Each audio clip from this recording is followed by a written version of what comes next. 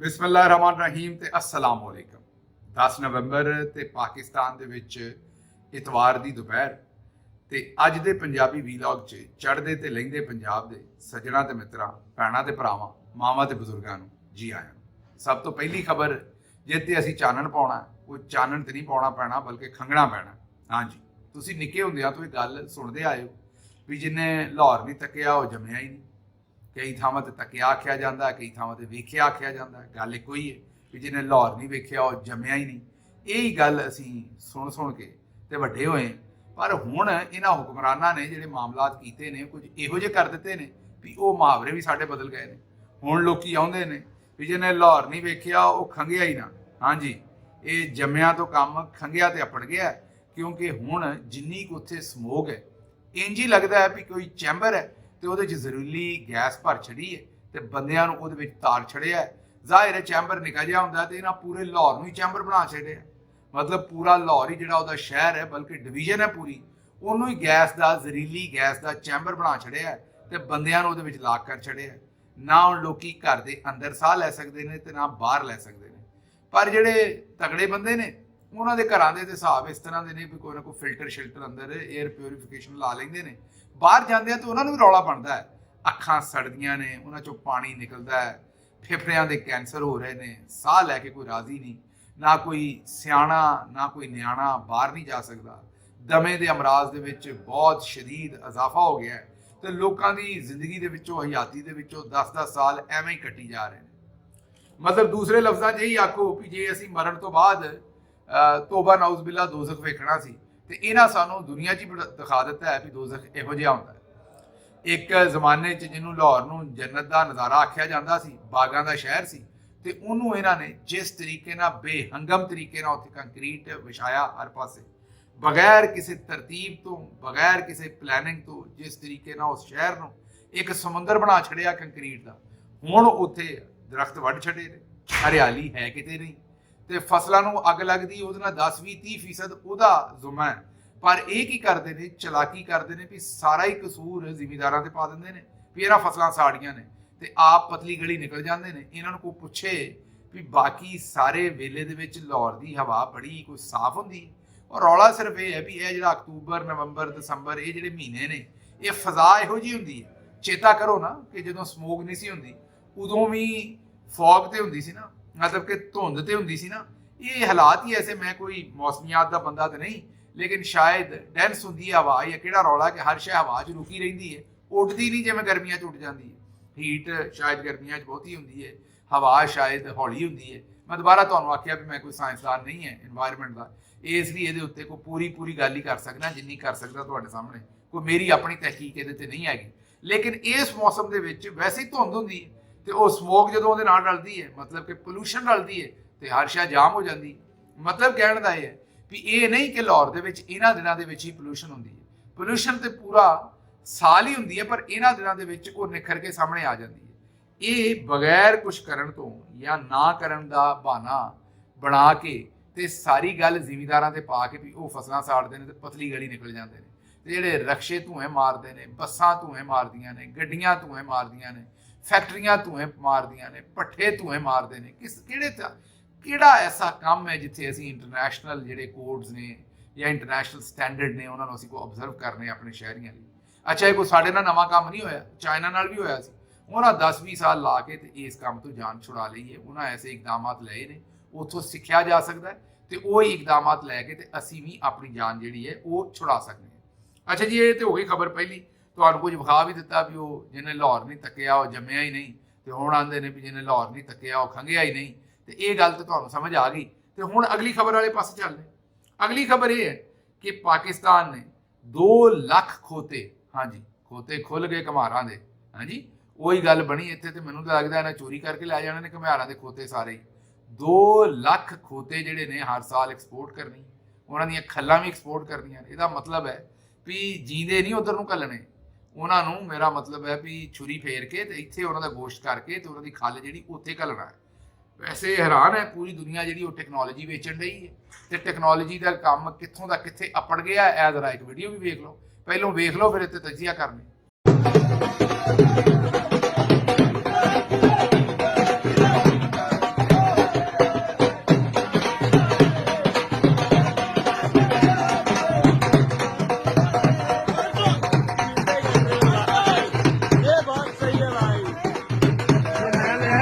ਦੇਖ ਲਈ ਜੇ।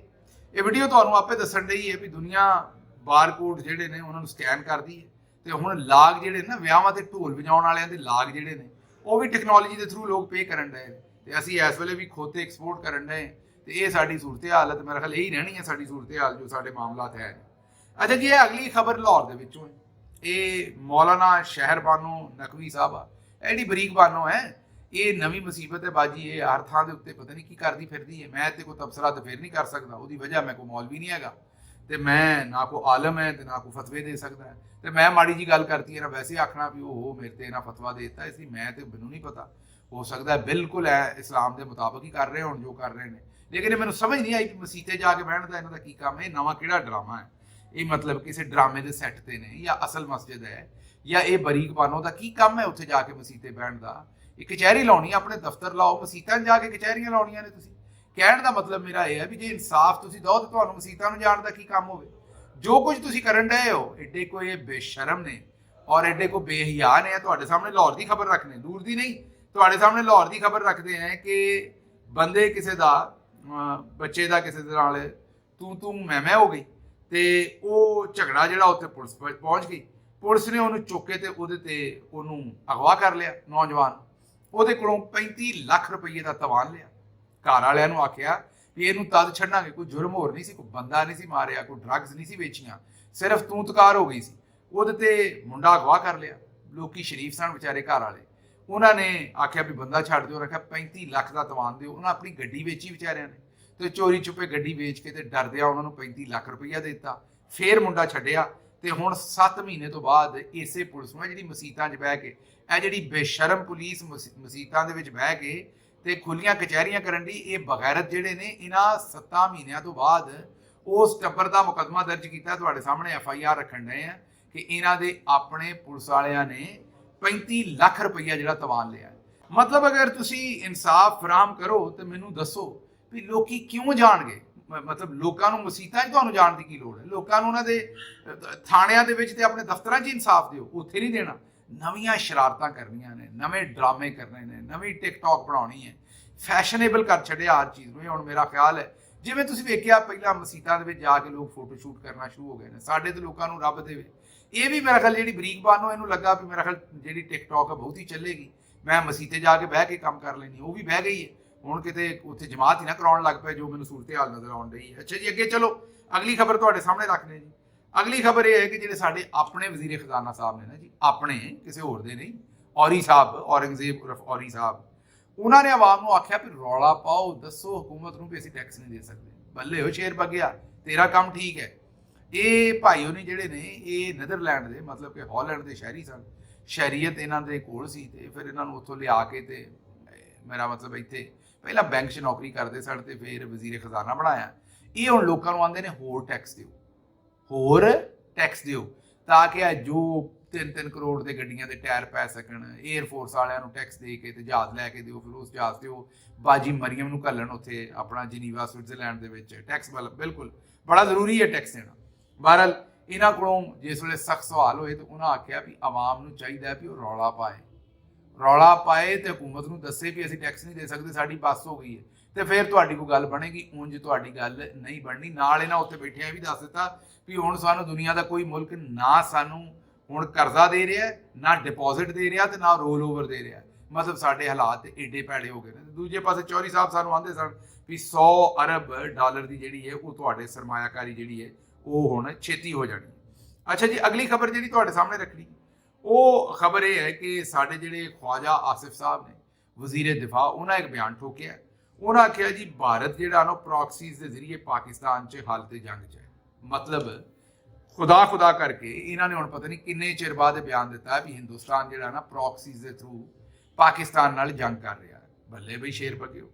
ਪਿਛਲੀ ਵਾਰੀ ਜਿਸ ਵੇਲੇ ਖਬਰ ਆਈ ਸੀ, ਚੇਤੇ ਕਰੋ, ਗਾਰਡੀਅਨ ਦੇ ਵਿੱਚ ਸਟੋਰੀ, ਅਸੀਂ ਨਹੀਂ ਆਖਣ ਡਏ, ਇੱਕ ਗਾਰਡੀਅਨ ਨੇ ਸਟੋਰੀ ਕੀਤੀ ਸੀ ਕਿ ਹਿੰਦੁਸਤਾਨ ਨੇ ਪਾਕਿਸਤਾਨ ਦੇ ਵਿੱਚ ਘੁਸ ਕੇ ਵੜ ਕੇ 20 ਬੰਦੇ ਮਾਰ ਛੜੇ ਸਨ। 20 ਬੰਦੇ ਸ਼ਹੀਦ ਕਰ ਦਿੱਤੇ ਜਾਂ ਕਤਲ ਕਰ ਦਿੱਤੇ ਸਨ ਪਾਕਿਸਤਾਨ ਦੇ ਵਿੱਚ। ਗਾਰਡੀਅਨ ਨੇ ਐਵੇਂ ਹੀ ਸਟੋਰੀ ਨਹੀਂ ਸੀ ਲਿਖੀ, ਬਕਾਇਦਾ ਉਹਨਾਂ ਬੰਦਿਆਂ ਦੇ ਨਾਂ ਲਿਖੇ ਸਨ, ਸਰਨਾਮੇ ਲਿਖੇ ਸਨ, ਕਿਹਨੂੰ ਕਿੱਥੇ ਮਾਰਿਆ ਤੇ ਕਿੰਨੇ ਮਾਰਿਆ ਤੇ ਕਿਸ ਤਰ੍ਹਾਂ ਹਿੰਦੁਸਤਾਨ ਨੇ ਬੰਦੇ ਪਾਕਿਸਤਾਨੀ ਭਰਤੀ ਕੀਤੇ ਦੁਬਈ ਚੋਂ ਜਾਂ ਦੂਸਰੇ ਥਾਵਾਂ ਤੋਂ ਤੇ ਉਹਨਾਂ ਨੂੰ ਵਾਪਸ ਪਾਕਿਸਤਾਨ ਘੱਲ ਕੇ ਤੇ ਬੰਦੇ ਮਰਵਾਏ। ਅੱਛਾ, ਇਸ ਦੇ ਉੱਤੇ ਇਹ ਜਿਹੜੇ ਖਵਾਜਾ ਆਸਿਫ ਸਾਹਿਬ ਸਨ ਇਹ ਬਰਫ਼ 'ਚ ਲੱਗੇ ਰਹੇ, ਇਹਨਾਂ ਕੋਈ ਗੱਲ ਨਹੀਂ ਕੀਤੀ। ਉਸ ਤੋਂ ਬਾਅਦ ਗਾਰਡੀਅਨ ਦੀ ਇਹ ਸਟੋਰੀ ਤੋਂ ਬਾਅਦ ਹਿੰਦੁਸਤਾਨੀ ਜਿਹੜੇ ਵਜ਼ੀਰ ਦਿਫਾ ਸਨ ਉਹਨਾਂ ਕੋਲੋਂ ਇਹ ਸਵਾਲ ਪੁੱਛਿਆ ਗਿਆ ਕਿ ਜਨਾਬ ਇਹ ਇੰਜ ਹੀ ਹੋਇਆ? ਉਹਨਾਂ ਕਿਹਾ ਜੀ ਬਿਲਕੁਲ ਇੰਜ ਹੀ ਹੋਇਆ, ਅਸੀਂ ਪਹਿਲਾਂ ਵੀ ਘੁਸ ਕੇ ਮਾਰਿਆ ਤੇ ਗਾਂ ਵੀ ਮਾਰਾਂਗੇ ਘੁਸ ਕੇ, ਜਦੋਂ ਜਦੋਂ ਸਾਡਾ ਦਿਲ ਕਰੇਗਾ ਉਦੋਂ ਮਾਰਾਂਗੇ। ਉਹਨਾਂ ਦੇ ਵਜ਼ੀਰ ਦੇ ਇਸ ਬਿਆਨ ਤੋਂ ਬਾਅਦ 2 ਦਿਨ ਕਿ 3 ਦਿਨ ਪਏ ਸਨ ਕਿ ਆਮਰ ਸਰਫਰਾਜ਼ ਉਰਫ ਤਾਂਬਾ, ਇਹ ਸਰਬਜੀਤ ਸਿੰਘ ਦੇ ਕਤਲ ਦੇ ਨਾਲ ਰਿਲੇਟਡ ਇਹ ਬੰਦਾ ਸੀ, ਇਹਨੂੰ ਲਾਹੌਰ ਦੇ ਵਿੱਚ 2 ਮੋਟਰਸਾਈਕਲ ਸਵਾਰਾਂ ਨੇ ਇਹਦੇ ਘਰ ਦੇ ਵਿੱਚ ਘੁਸ ਕੇ ਮਾਰ ਦਿੱਤਾ। ਹਾਂਜੀ, ਦੋਹਰੇ ਸੁਣ ਲਓ, ਗਾਰਡੀਅਨ ਨੇ ਸਟੋਰੀ ਕੀਤੀ ਕਿ 20 ਬੰਦੇ ਮਾਰ ਦਿੱਤੇ, ਪਾਕਿਸਤਾਨ ਚੁੱਪ ਰਿਹਾ। ਉਸ ਤੋਂ ਬਾਅਦ ਹਿੰਦੁਸਤਾਨ ਦੇ ਵਜ਼ੀਰ ਦਿਫਾ ਨੇ ਕਿਹਾ ਵੀ ਹਾਂ ਮਾਰਿਆ, ਦੋਹਰੇ ਮਾਰਾਂਗੇ, ਤੇ 3 ਦਿਨਾਂ ਬਾਅਦ ਉਹਨਾਂ ਇੱਕ ਹੋਰ ਬੰਦਾ ਮਾਰ ਦਿੱਤਾ। ਤੇ ਐਨ ਉਸ ਦਿਨ ਸਾਡਾ ਵਜ਼ੀਰ ਦਿਫਾ ਜਿਹੜਾ ਸੀ ਨਾ ਉਹ ਪਾਕਿਸਤਾਨੀ ਕੌਮ ਨੂੰ ਦੱਸਦਾ ਸੀ ਵੀ ਇੱਕ ਪਕੌੜਾ 13 ਗ੍ਰਾਮ ਦਾ ਹੁੰਦਾ ਹੈ। ਇਹ ਬਸ਼ਰਮ ਆਦਮੀ ਲੋਕਾਂ ਨੂੰ ਦੱਸਦਾ ਸੀ ਵੀ ਪਕੌੜੇ 'ਚ ਕਿੰਨਾ ਤੇਲ ਪੈਂਦਾ ਤੇ ਕਿੰਨਾ ਤੇਲ ਖਾਦਾ ਜਾਂਦਾ ਹੈ। ਤੇ ਅੱਜ ਆਂਦਾ ਹਿੰਦੁਸਤਾਨ ਵਾਲੇ ਜਿਹੜੇ ਨੇ ਉਹ ਇੱਥੇ ਮੇਰਾ ਮਤਲਬ ਹੈ ਕਿ ਪਾਕਿਸਤਾਨ ਦੇ ਵਿੱਚ ਹਾਲ ਤੇ ਜੰਗ 'ਚ ਨੇ, ਪ੍ਰੌਕਸੀਜ਼ ਦੇ ਥਰੂ ਜੰਗ ਲੜ ਰਹੇ ਨੇ। ਇਹ ਮੇਰਾ ਖਿਆਲ ਜੋ ਕੁਝ ਤੁਹਾਡੇ ਸਾਹਮਣੇ ਉੱਥੇ ਕੋਇਟਾ ਦੇ ਵਿੱਚ ਹੋਇਆ ਉਹ ਅਗਲੀ ਖਬਰ ਤੁਹਾਨੂੰ ਦੇ ਦੇਣੇ, ਲੇਕਿਨ ਉਹੀ ਹੈ ਕਿ ਕੋਇਟਾ ਜਿਹੜਾ ਰੇਲਵੇ ਸਟੇਸ਼ਨ ਤੇ ਧਮਾਕਾ ਹੋਇਆ, ਕੋਈ ਆਂਦਾ 20 ਅਫਰਾਦ ਉੱਥੇ ਜਾਂ ਬਾਕ ਹੋਏ ਨੇ ਤੇ ਕੋਈ ਆਂਦਾ 25 ਤੇ ਕੋਈ 27, ਮਤਲਬ ਅਜੇ ਲਾਸ਼ਾਂ ਵੀ ਨਹੀਂ ਪੂਰੀਆਂ ਗਿਣੀਆਂ ਗਈਆਂ ਤੇ ਬੇਸ਼ੁਮਾਰ ਉੱਥੇ ਜ਼ਖਮੀ ਹੋਏ ਨੇ। ਲੇਕਿਨ ਉਸ ਤੋਂ ਇੱਕ ਦਿਨ ਪਹਿਲਾਂ, ਇਹ ਕੱਲ ਹੋਏ ਨੇ, ਉਸ ਤੋਂ ਇੱਕ ਦਿਨ ਪਹਿਲਾਂ ਸੋਚੋ ਵੀ ਤਹਿਰੀਕ ਇਨਸਾਫ ਦਾ ਕੋਇਟਾ 'ਚ ਜਲਸਾ ਡੱਕਣ ਵਾਸਤੇ ਇਹਨਾਂ ਸਿੱਧੀਆਂ ਗੋਲੀਆਂ ਮਾਰੀਆਂ ਤੇ ਪੂਰੀ ਪੁਲਿਸ ਜਿਹੜੀ ਹੈ ਉਹ ਲਾਈ ਹੋਈ ਸੀ ਤਹਿਰੀਕ ਇਨਸਾਫ ਦਾ ਜਲਸਾ ਡੱਕਣ ਵਾਸਤੇ। ਜਿਸ ਵੇਲੇ ਇਹ ਤਹਿਰੀਕ ਇਨਸਾਫ ਦੇ ਪਿੱਛੇ ਲਿੱਤਰ ਲੈ ਕੇ, ਡੰਡਾ ਲੈ ਕੇ ਤੇ ਬੰਦੂਕਾਂ ਲੈ ਕੇ ਚੜੇ ਸਨ ਕੋਇਟਾ 'ਚ, ਐਨ ਉਸ ਵੇਲੇ ਦਹਿਸ਼ਤਗਰਦ ਜਿਹੜੇ ਸਨ ਉਹ ਬੰਬ ਤੇ ਬਰੂਦ ਜਿਹੜਾ ਲੈ ਕੇ ਸ਼ਹਿਰ ਦੇ ਵਿੱਚ ਫਿਰ ਰਹੇ ਸਨ ਕਿ ਅਸੀਂ ਕਿੱਥੇ ਲਾਉਣਾ। ਜਦੋਂ ਇਹਨਾਂ ਦੀਆਂ ਪ੍ਰਾਇੋਰਟੀਜ਼ ਇਹ ਹੋਣਗੀਆਂ ਤੇ ਨਤੀਜੇ ਵੀ ਤੇ ਇਹੋ ਜਿਹੇ ਨਿਕਲਣੇ ਨੇ, 12 ਲੱਗੇ ਚੱਲਣੇ। ਇਹ ਤੇ ਹੋ ਗਿਆ। ਤੇ ਇੱਥੇ ਤੁਹਾਨੂੰ ਮੋਹਸਨ ਨਕਵੀ ਸਾਹਿਬ ਦਾ ਵੀ ਯਾਦ ਕਰਨੀ ਪੈਣੀ। ਉਹਨਾਂ ਆਖਿਆ ਸੀ ਵੀ ਇਹ ਜਿਹੜੇ ਦਹਿਸ਼ਤਗਰਦ ਨੇ ਬਲੂਚਿਸਤਾਨ ਦੇ ਇੱਕ SHO ਦੀ ਮਾਰ, ਹੁਣ ਖੋਰੇ ਪਤਾ ਨਹੀਂ ਕਿੱਥੋਂ SHO ਕੱਢ ਕੇ ਲਿਆਉਣਾ ਜਿਹੜਾ ਲਾਉਣਾ ਇੱਥੇ, ਕਿਉਂਕਿ ਪਤਾ ਨਹੀਂ ਉਹ SHO ਦੀ ਮਾਰ ਹੈ ਨੇ ਕਿ ਨਹੀਂ। ਉਹਨਾਂ ਜਿਹੜੇ ਨੇ 25 ਕੇ 27 ਕੇ 30 ਬੰਦੇ ਜਿਹੜੇ ਸ਼ਹੀਦ ਕਰ ਦਿੱਤੇ ਨੇ ਤੇ ਬੇਸ਼ੁਮਾਰ ਉੱਥੇ ਜ਼ਖਮੀ ਕਰ ਦਿੱਤੇ ਨੇ। ਤੇ ਜਨਾਬ ਉਹ ਲਿਆਓ SHO, ਕਿੱਧਰ ਲਿਆਉਣਾ ਜੋ SHO, ਪਤਾ ਨਹੀਂ ਉਹ ਕਿਹਦਾ ਨਾਂ ਰੱਖਿਆ ਜੇ SHO ਜਿਹਦੀ ਮਾਰ ਇਹ ਬੰਦੇ ਹੋਣੇ ਨੇ, ਉਹਨਾਂ ਦੇ ਉਲਟਾ ਪਾਕਿਸਤਾਨੀਆਂ ਨੂੰ ਮਾਰ ਛੱਡਿਆ ਤੇ ਤਬਾਹ ਕਰ ਛੱਡਿਆ ਉੱਥੇ। ਅੱਛਾ ਜੀ, ਅਗਲੀ ਖਬਰ ਜਿਹੜੀ ਹੈ ਅਕਵਾਮ ਮੁਤੱਹਿਦਾ ਦੀ ਕਮੇਟੀ, ਉਹਨਾਂ ਨੇ ਇਹ ਪਹਿਲੇ ਤੇ ਪਾਕਿਸਤਾਨ ਦੇ ਵਿੱਚ ਜਿਹੜੀ ਇਨਸਾਨੀ ਹਕੂਕ ਦੀਆਂ ਖਿਲਾਫ ਵਰਜ਼ੀਆਂ ਉਹਨਾਂ ਨੂੰ ਨੰਗਾ ਕਰਕੇ ਰੱਖ ਦਿੱਤਾ ਹੈ। ਨਾਲ ਉਹਨਾਂ ਕਿਹਾ ਹੈ ਕਿ ਆਮ ਸ਼ਹਿਰੀਆਂ ਦੇ ਫੌਜੀ ਟ੍ਰਾਇਲ ਨਹੀਂ ਹੋ ਸਕਦੇ। ਇਹ ਬੜਾ ਵੱਡਾ ਸਟੇਟਮੈਂਟ ਉਹਨਾਂ ਦਿੱਤੀ ਹੈ ਕਿਉਂਕਿ ਇਹ ਬੜਾ ਵੱਡਾ ਅਜ਼ਾਬ ਹੈ। ਚੌਧਰੀ ਨੇ 9 ਮਈ ਦਾ ਜਿਹੜਾ ਚੱਕਰ ਬਣਾਇਆ ਹੈ ਉਹਦੇ ਵਿੱਚ ਕੋਈ 105 ਕਿ 104 ਬੰਦੇ ਫੜੇ ਸਨ, ਜਿਹਦੇ ਵਿੱਚੋਂ ਕੁਝ ਨੂੰ 1 ਸਾਲ ਦੀ ਸਜ਼ਾ ਦੇ ਕੇ ਉਹਨਾਂ ਵਿਚਾਰਿਆਂ ਨੂੰ ਕੱਟ ਲਈ ਤੇ ਉਹਨਾਂ ਨੂੰ ਛੱਡ ਦਿੱਤਾ। 85 ਲੋਕ ਹਜੇ ਤੱਕ ਫੌਜੀ ਅਦਾਲਤਾਂ ਦੇ ਵਿੱਚ, ਮਿਲਟਰੀ ਕੋਰਟਸ ਦੇ ਵਿੱਚ ਵਿਚਾਰੇ ਡੱਕੇ ਨੇ, ਅਕੂਬਤ ਖਾਨਿਆਂ 'ਚ ਨੇ। ਸੁਪਰੀਮ ਕੋਰਟ ਨੇ ਉੱਤੇ ਇੱਕ ਝੂਠਾ ਸੱਚਾ ਸਟੇ ਦਿੱਤਾ ਹੈ। ਹਾਲਾਂਕਿ ਜਸਟਿਸ ਇਜਾਜ਼ੁਲ ਅਹਿਸਨ ਦੀ ਜਿਹੜੀ ਕੋਰਟ ਸੀ ਉਹਨਾਂ ਨੇ ਵਾਜ਼ੇ ਅਲਫਾਜ਼ ਦੇ ਵਿੱਚ ਫੈਸਲਾ ਕੀਤਾ ਸੀ ਕਿ ਪਾਕਿਸਤਾਨ ਦਾ ਜਿਹੜਾ ਆਈਨ ਹੈ, ਕਾਨੂੰਨ ਹੈ, ਉਹਦੇ ਮੁਤਾਬਕ ਕਿਸੇ ਵੀ ਸਿਵਿਲੀਅਨ ਦਾ ਕੋਰਟ ਮਾਰਸ਼ਲ ਨਹੀਂ ਕੀਤਾ ਜਾ ਸਕਦਾ, ਮਿਲਟਰੀ ਕੋਰਟ 'ਚ ਟਰਾਈ ਨਹੀਂ ਕੀਤਾ ਜਾ ਸਕਦਾ। ਇਹਨਾਂ ਨੇ ਫਿਰ ਉਹ ਜਿਹੜੇ ਮੇਰੇ ਤਰ੍ਹਾਂ ਵੱਡੇ ਮੂੰਹ ਵਾਲੇ ਜਸਟਿਸ ਤਾਰਿਕ ਸਾਹਿਬ ਸਨ ਉਹਨਾਂ ਦੇ ਕੋਲੋਂ ਇਹਨਾਂ ਫੈਸਲਾ ਕਰਾਇਆ ਔਰ ਉਹਨਾਂ ਦੇ ਕੋਲੋਂ ਫੈਸਲਾ ਕਰਾ ਕੇ ਤੇ ਆਰਜ਼ੀ ਜਿਹਾ ਇਹਨਾਂ ਨੇ ਇੱਕ ਸਟੇ ਆਰਡਰ ਲੈ ਲਿਆ ਤੇ ਉਹਦੇ ਤੇ ਫੈਸਲਾ ਅਜੇ ਤੱਕ ਕੋਈ ਨਹੀਂ ਹੋਇਆ। ਤੇ ਉਹਨਾਂ ਵਿਚਾਰਿਆਂ ਨੂੰ ਡੱਕਿਆ, ਨਾ ਉਹਨਾਂ ਨੂੰ ਛੱਡਦੇ ਨੇ ਨਾ ਉਹਨਾਂ ਨੂੰ ਬੰਨ੍ਹਦੇ ਨੇ। ਉਹਨਾਂ ਦੇ ਘਰ ਵਾਲੇ ਜ਼ਲੀਲ ਹੋ ਗਏ ਨੇ, ਖੁਆਰ ਹੋ ਗਏ ਨੇ। ਉਹਨਾਂ ਦੇ ਵਿੱਚ 18 ਸਾਲ ਤੋਂ ਘੱਟ ਉਮਰ ਦੇ ਬੱਚੇ ਵੀ ਨੇ, ਦੂਜੇ ਲੋਕ ਵੀ ਨੇ, ਉਹਨਾਂ ਦੀਆਂ ਜ਼ਿੰਦਗੀਆਂ ਤਬਾਹ ਹੋ ਗਈਆਂ ਨੇ। ਲੇਕਿਨ ਉਹ ਇਸ ਵੇਲੇ 85 ਲੋਕ ਮਿਲਟਰੀ ਕੋਰਟਸ ਦੇ ਵਿੱਚ ਫੜੇ ਹੋਏ ਨੇ, ਜਿਨ੍ਹਾਂ ਦੇ ਵਿੱਚ ਹਸਾਨ ਨਿਆਜ਼ੀ ਵੀ ਹੈ ਜਿਹੜਾ ਖਾਨ ਸਾਹਿਬ ਦਾ ਭਾਣਜਾ ਹੈ, ਤੇ ਹੋਰ ਇੱਕ ਬ੍ਰਿਗੇਡੀਅਰ ਰੈਂਕ ਦੇ ਅਫਸਰ ਨੇ ਉਹ ਵੀ ਹੈ ਨੇ। ਬਹਰਹਾਲ ਮੁਖਤਸਰ ਗੱਲ ਇਹ, ਉਹ ਬ੍ਰਿਗੇਡੀਅਰ ਰੈਂਕ ਦੇ ਜਿਹੜੇ ਅਫਸਰ ਨੇ ਉਹ ਰਿਟਾਇਰਡ ਨੇ ਔਰ ਪਾਕਿਸਤਾਨ ਤਹਿਰੀਕ ਇਨਸਾਫ ਤੋਂ MPA ਦਾ ਇਲੈਕਸ਼ਨ ਲੜਦੇ ਰਹੇ ਨੇ ਔਰ ਪਹਿਲਾਂ MPA ਵੀ ਰਹੇ ਨੇ। ਤੇ ਲੇਕਿਨ ਮੁਖਤਸਰ ਗੱਲ ਇਹ ਹੈ ਕਿ ਹੁਣ ਅਕਵਾਮ ਮੁਤੱਹਿਦਾ ਨੇ ਕਿਹਾ ਹੈ ਕਿ ਸਿਵਿਲੀਅਨਸ ਦਾ ਜਿਹੜਾ ਮਿਲਟਰੀ ਕੋਰਟਸ ਦੇ ਵਿੱਚ ਟਰਾਇਲ ਨਹੀਂ ਹੋ ਸਕਦਾ। ਉਮੀਦ ਕਰਦੇ ਹਾਂ ਕਿ ਕੁਝ ਹੋ ਸਕਦਾ, ਇਹਨਾਂ ਨੂੰ ਖਿਆਲ ਆਏ ਇਸ ਤੋਂ ਬਾਅਦ।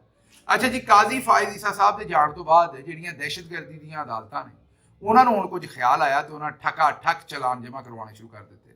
ਇਸ ਤੋਂ ਪਹਿਲਾਂ ਤੁਹਾਡੇ ਸਾਹਮਣੇ 1 ਸਾਲ ਪੂਰਾ ਇਹ ਸਾਰਾ ਕੁਝ ਰਿਹਾ ਤੇ ਕਾਜ਼ੀ ਫਾਇਜ਼ ਈਸਾ ਸਾਹਿਬ ਨੇ ਇਹ ਸਾਰੇ ਕੰਮ ਨੂੰ ਦਬਿਆ ਸੀ ਤੇ ਉਦੋਂ ਕੋਈ ਚਲਾਨ ਜਮ੍ਹਾਂ ਨਹੀਂ ਸੀ ਹੁੰਦਾ ਕਿਉਂਕਿ ਲੋਕਾਂ ਨੂੰ ਖੱਜਲ ਹੀ ਕਰਨਾ ਨਾ। ਮੈਂ ਜਿਸ ਤਰ੍ਹਾਂ ਹੁਣੇ ਤੁਹਾਨੂੰ ਕਿਹਾ ਕਿ ਮਿਲਟਰੀ ਕੋਰਟਸ ਦੇ ਵਿੱਚ ਨਾ ਫੈਸਲਾ ਕਰਦੇ ਨੇ, ਛੱਡਦੇ ਨੇ, ਨਾ ਬੰਨ੍ਹਦੇ ਨੇ, ਲੋਕਾਂ ਨੂੰ ਬੰਨਿਆ ਹੋਇਆ, ਲੋਕੀ ਜੇਲ੍ਹਾਂ ਕੱਟ ਰਹੇ ਨੇ ਮਾਸੂਮ ਹੀ। ਇਸੇ ਤਰੀਕੇ ਨਾਲ ਹੁਣ ਵੀ ਇਹਨਾਂ ਨੇ ਬਗੈਰ ਚਲਾਨ ਜਮ੍ਹਾਂ ਕਰਾਏ ਲੋਕਾਂ ਨੂੰ ਜੇਲ੍ਹਾਂ 'ਚ ਰੱਖਿਆ। 1.5 ਸਾਲ ਹੋ ਗਿਆ, ਇੰਜ ਹੀ ਕੰਮ ਹੋਰ ਚਲਾ ਦੇਣਾ ਸੀ। ਲੇਕਿਨ ਚਲੋ ਕਾਜ਼ੀ ਸਾਹਿਬ ਜਿਹੜੀ ਨਜਸ ਸੀ ਉਹ ਗਈ ਹੈ ਜਿਹੜੀ ਅਲਾਇਸ਼ ਸੀ ਅਦਾਲਤੀ ਉਹ ਤੋਂ ਜਾਨ ਛੁੱਟੀ ਹੈ ਤੇ ਹੁਣ ਕਮ ਅਜ਼ ਕਮ ਚਲਾਨ ਯਾਦ ਆ ਗਏ ਨੇ, ਜਮ੍ਹਾਂ ਕਰਵਾ ਰਹੇ ਨੇ। ਵੇਖਦੇ ਹਾਂ ਕਿ ਇਹ ਚਲਾਨ ਜਮ੍ਹਾਂ ਹੁੰਦੇ ਨੇ ਤੇ ਇਸ ਤੋਂ ਬਾਅਦ ਅੱਗੇ ਇਹਨਾਂ ਦੇ ਉੱਤੇ ਕੀ ਕਾਰਵਾਈ ਹੁੰਦੀ ਹੈ। ਅੱਛਾ ਜੀ, ਇਸਲਾਮਾਬਾਦ ਦੇ ਵਿੱਚ ਲਿਟਰੇਚਰ ਫੈਸਟੀਵਲ ਹੋ ਰਿਹਾ ਤੇ ਉਹਦਾ ਜਿਹੜਾ ਤਾਵਨ ਹੈ, ਉਹਦੇ ਜਿਹੜੇ ਸਪਾਂਸਰ ਨੇ ਉਹ ਫੌਜੀ ਸੀਮੈਂਟ ਨੇ। ਬਣਦਾ ਤੇ ਹੈ ਜਨਾਬ, ਸੀਮੈਂਟ ਵਿੱਚ ਪਏਗਾ, ਬਜਰੀ ਪਏਗੀ, ਉਹਦੇ 'ਚ ਰੇਤ ਪਏਗੀ ਤੇ ਫੈਸਟੀਵਲ ਲਿਟਰੇਚਰ ਦਾ ਹੋਏਗਾ ਨਾ। ਲਿਟਰੇਚਰ ਦੀ ਜਿਹੜੀ ਤਰੱਕੀ ਹੈ ਤੁਹਾਨੂੰ ਪਤਾ ਹੈ ਕਿ ਉਹ ਥੋੜਾ ਜਿਹਾ art and craft and literature ਤਦ ਹੀ ਵਧੇਗਾ ਨਾ ਅਗਰ ਫੌਜੀ ਸੀਮੈਂਟ ਵਿੱਚ ਪਏਗਾ। ਵਿੱਚ ਫੌਜੀ ਸੀਮੈਂਟ ਨਾ ਹੋਇਆ ਤਾਂ ਫਿਰ ਕੰਮ ਹੀ ਨਹੀਂ ਹੋਣਾ। ਤੇ ਇਹ ਹੁਣ ਮੇਰੀ ਸਮਝ ਤੋਂ ਅਜੇ ਤੱਕ ਬਾਹਰ ਹੈ ਕਿ ਜਨਾਬ ਫੌਜੀ ਸੀਮੈਂਟ ਜਿਹੜਾ ਉਹ ਲਿਟਰੇਚਰ 'ਚ ਪਾਉਣ ਦੀ ਕੀ ਲੋੜ ਹੈ। ਮੇਰਾ ਖਿਆਲ ਲਿਟਰੇਚਰ ਜਿਹੜਾ ਗਿੱਲਾ ਹੋਣਾ ਹੈ ਜਾਂ ਲਿਟਰੇਚਰ ਜਿਹੜਾ ਨਾ ਉਹਦੇ ਗਾਰਡਰ ਲਿਖ ਗਏ ਹੋਣੇ ਨੇ, ਜਾਂ ਲਿਟਰੇਚਰ ਜਿਹੜਾ ਨਾ ਉਹਨੂੰ ਪੱਕਾ ਕਰਨਾ, ਲੈਂਟਰ ਪਾ ਰਹੇ ਨੇ ਲਿਟਰੇਚਰ ਦੇ ਵਿੱਚ। ਮੈਨੂੰ ਲੱਗਦਾ ਹੈ ਇਹ ਲਿਟਰੇਚਰ ਪਤਾ ਨਹੀਂ ਖੋਰੇ ਇਹਨਾਂ ਨੇ ਕਾਹਦਾ ਨਾਂ ਰੱਖ ਲਿਆ ਵੀ ਜਿਹਦੇ ਵਿੱਚ ਫੌਜੀ ਸੀਮੈਂਟ ਪਾਉਣਾ ਹੈ। ਅੱਲਾ ਹੀ ਖੈਰ ਕਰੇ। ਹੁਣ ਪਤਾ ਨਹੀਂ ਗਾਹ ਪਾਕਿਸਤਾਨ ਦੇ ਵਿੱਚ ਲਿਟਰੇਚਰ ਨਾਲ ਪੁਲ ਬਣਾਉਣੇ ਨੇ ਜਾਂ ਸੜਕਾਂ ਬਣਾਉਣੀਆਂ ਜਾਂ ਲਿਟਰੇਚਰ ਨਾਲ ਹੀ ਬਿਲਡਿੰਗ ਬਣਾਉਣੀ। ਪਤਾ ਲੱਗੇ ਜੀ ਇਹ ਲਿਟਰੇਚਰ ਨਾਲ ਬਣੀ ਬਿਲਡਿੰਗ, ਇਹ ਪੁਲ ਜਿਹੜਾ ਲਿਟਰੇਚਰ ਨਾਲ ਬਣਿਆ। ਪਾਕਿਸਤਾਨ ਬਾਹਰ ਲਿਟਰੇਚਰ ਐਕਸਪੋਰਟ ਕਰਦਾ ਫਿਰੇ। ਇਹ ਜੀ ਇਹਦੇ ਨਾਲ ਪੁਲ ਬਣਾ ਲਓ, ਇਹਦੇ ਨਾਲ ਜਨਾਬ ਸਮੁੰਦਰ ਦੇ ਥੱਲੇੋਂ ਦੀ ਜਨਾਬ ਸੁਰੰਗਾਂ ਬਣਾ ਦਿਓ। ਹੁਣ ਮੈਨੂੰ ਨਹੀਂ ਪਤਾ ਕਿਹੜਾ ਲਿਟਰੇਚਰ ਹੈ, ਕਿਹਦਾ ਨਾਂ ਇਹਨਾਂ ਰੱਖਿਆ ਜਿਹਦੇ ਵਾਸਤੇ ਇਹਨਾਂ ਨੂੰ ਫੌਜੀ ਸੀਮੈਂਟ ਜਿਹੜਾ ਹੈ ਜੀ ਉਹਦੀ ਇਹਨਾਂ ਨੂੰ ਚਾਹੀਦੀ ਹੈ। ਅੱਛਾ ਜੀ, ਇਹ ਉਮਰ ਚੀਮਾ ਸਾਹਿਬ ਦੇ ਨਾਲ ਜ਼ਰਾ ਫਵਾਦ ਚੌਧਰੀ ਸਾਹਿਬ ਦਾ ਥੋੜਾ ਜਿਹਾ ਇੱਟ ਖੜਕਾ ਹੋਇਆ। ਉਮਰ ਚੀਮਾ ਸਾਹਿਬ ਨੇ ਕੋਈ ਪਤਾ ਨਹੀਂ ਮੁੰਡਿਆਂ ਨਾਲ ਇਸ਼ਕ ਦੀ ਗੱਲ ਕੀਤੀ ਹੈ, ਮੈਨੂੰ ਗੱਲ ਦੀ ਨਹੀਂ ਕੋਈ ਸਮਝ ਆਈ। ਪਤਾ ਨਹੀਂ ਕੋਈ ਮੁੰਡਿਆਂ ਨਾਲ ਇਸ਼ਕ ਚੱਲਦਾ ਰਿਹਾ ਉਮਰ ਚੀਮਾ ਸਾਹਿਬ ਦਾ ਵੀ ਕੀ ਇਹੋ ਜਿਹੀ ਕੋਈ ਸਟੇਟਮੈਂਟ ਚੱਲਣ ਰਹੀ ਹੈ। ਚੀਮਾ ਸਾਹਿਬ ਜੇ ਕੋਈ ਗੰਦੇ ਕੰਮ ਕੀਤੇ ਨੇ ਤੇ ਮੇਰਾ ਮਤਲਬ ਹੈ ਵੀ ਜ਼ਰੂਰ ਤੁਸੀਂ ਹੁਣ ਸੋਸ਼ਲ ਮੀਡੀਆ ਤੇ ਗੰਦੇ ਕੱਪੜੇ ਧੋਣੇ ਨੇ, ਕੋਈ ਹਯਾ ਨੂੰ ਹੱਥ ਮਾਰੋ, ਜੇ ਨਹੀਂ ਤੇ ਕਿਸੇ ਹੋਰ ਪਾਸੇ ਹੱਥ ਮਾਰੋ। ਮੇਰਾ ਮਤਲਬ ਕਹਿਣ ਦਾ ਵੀ ਕਿਹੜੀਆਂ ਬੇਸ਼ਰਮੀਆਂ ਕਰਨ ਡਏ ਜੇ ਇਸ ਉਮਰੇ ਆ ਕੇ। ਪਹਿਲਾਂ ਤੁਹਾਨੂੰ ਅਦਾਲਤ ਨੇ ਸਜ਼ਾ ਦਿੱਤੀ ਹੈ ਝੂਠੇ ਹੋਣ ਤੇ, ਮੇਰਾ ਖਿਆਲ 1 ਮਿਲੀਅਨ ਦਾ ਕੋਈ ਕੀਤਾ ਸੀ। ਮੇਰਾ ਮਤਲਬ ਹੈ ਕਿ ਜੇ ਰੱਬ ਵੱਲੋਂ ਨੂਸਤ ਪਈ ਹੈ ਤੇ ਕਿਉਂ ਐਡੀ ਗੰਦਗੀ ਜਿਹੜੀ ਹੈ ਉਹ ਬਾਜ਼ਾਰ 'ਚ ਧੋਂਦੇ ਜੇ। ਤੇ ਜੇ ਮੁੰਡਿਆਂ ਛੁੰਡਿਆਂ ਨਾਲ ਕੋਈ ਮੇਰਾ ਉੱਤੇ ਖੇਡ ਮਲਦੇ ਰਹੇ ਜੇ ਨਿੱਕੇ ਹੁੰਦੇ ਤੇ ਕਿਉਂ ਟਵੀਟ ਦੇ ਉੱਤੇ ਗੱਲਾਂ ਕਰਦੇ ਜੇ। ਮੇਰੀ ਸਮਝ ਤੋਂ ਬਾਹਰ ਹੈ ਕਿ ਤੁਸੀਂ ਇਹ ਕੰਮ ਕਿਉਂ ਕਰਦੇ ਜੇ ਤੇ ਕਿਉਂ ਕਰਨਾ ਚਾਹੁੰਦੇ ਜੇ। ਅੱਛਾ ਜੀ, ਖਬਰਾਂ ਤੇ ਹੋਰ ਵੀ ਸਨ ਲੇਕਿਨ ਮੈਨੂੰ ਹੁਣ ਇੱਥੋਂ ਇਜਾਜ਼ਤ ਦਿਓ ਤੇ ਰੱਬ ਰੱਖਾ।